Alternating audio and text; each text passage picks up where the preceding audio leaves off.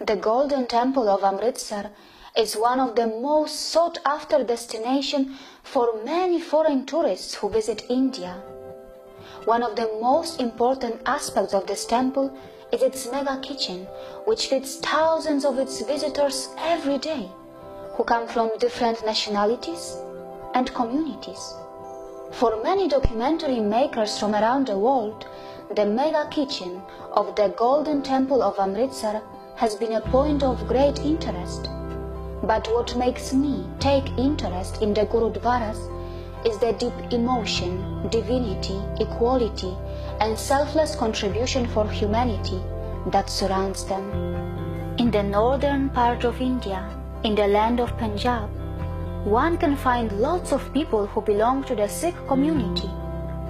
Known for their courage, kindness, and also for their sharp minds, the Sikhs of India have contributed tremendously for India and also for the countries that they migrated to. Canada, USA, UK or other European countries. Today, Sikhs can be seen everywhere.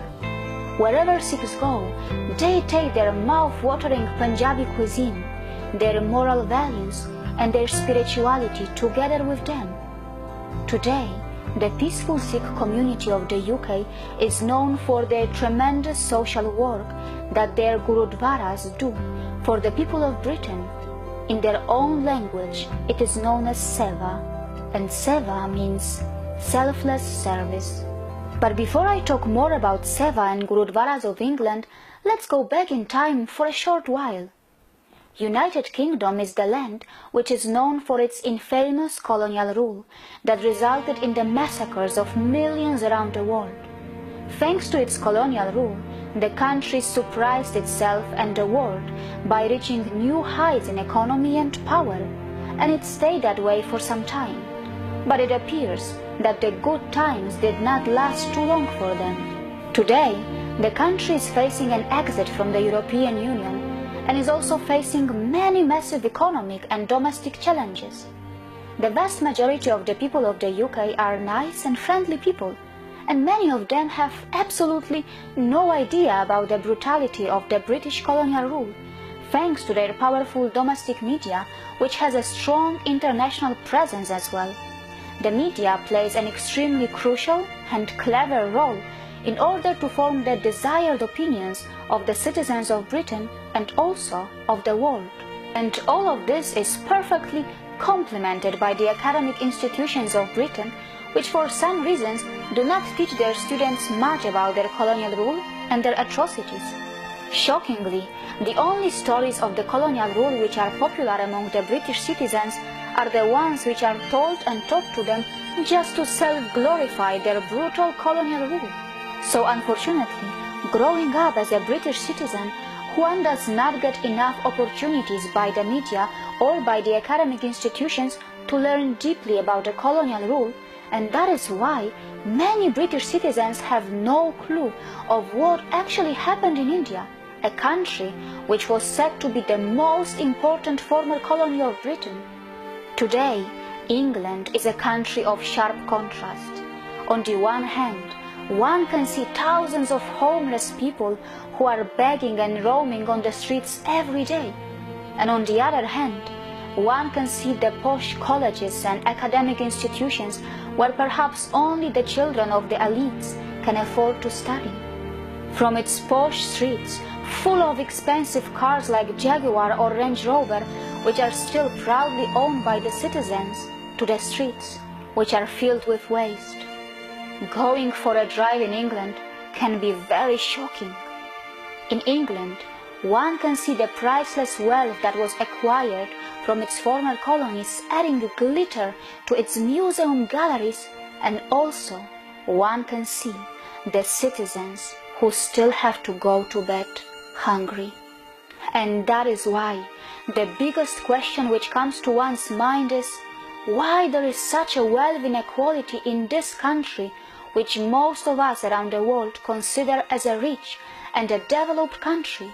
What could be the possible reasons for it?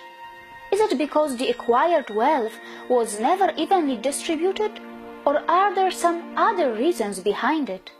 You will be shocked to know that today, in a small country like the UK, which has a population of only around 65 million, around 8.4 million people do not have sufficient food to eat.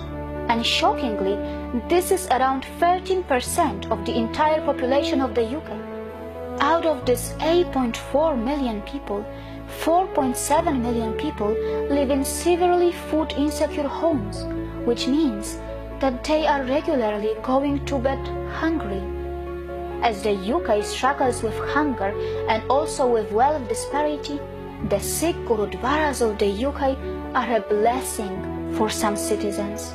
It is important to note that these Gurudwaras are actually also a religious worship place for the very people whose ancestral land India was once colonized under the British Empire.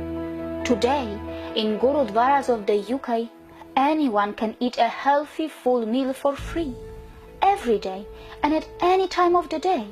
And the best thing is that no one in these Gurudwaras attempts to lure any visitor to their religion or even indirectly attempts to convert anyone to their faith.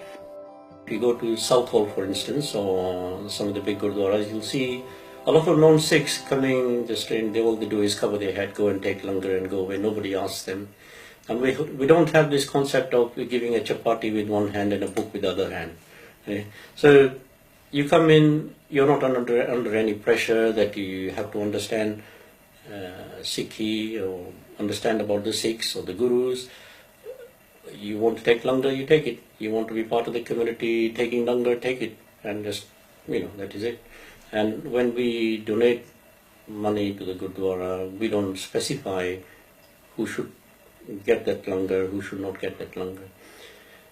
In the Golden Temple, Sri Harmandir Sahib, the langar, 70% of the people who take langar are non-Sikhs, and nobody asks them to first go to the Harmandir Sahib. Nobody asks them to become Sikhs first. You just go in, take it.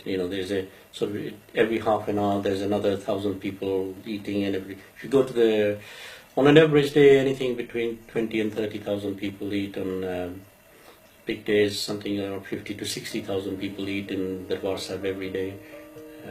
And as I said, the majority of them are non-Sikhs. That's the beauty of the langar, really. And wherever the Sikhs have been, go and set up a Gurdwara, they set up a langar. And it brings all of humanity into sort of one community. Who could have thought a few decades earlier, when many Sikh families were mercilessly massacred by the colonizers British in Jallianwala Bagh of Amritsar in India, that only after a few decades these very Sikhs would be feeding the poor and hungry of their own country? Who could have thought that decades later the dharmic traditions of India would be performing selfless service in the land of their ex-colonizers without having any intention to convert or lure the vulnerable souls? The Sikhs of Britain are rising once again to the occasion and are delivering a deep message that humanity sees no background or religion, and the help must reach to the last man, even if the last man is from the land of your ex-colonizers. As it is said in their scriptures, one who works for what he eats and gives some of what he has, oh Nanak, he knows the path. See you again.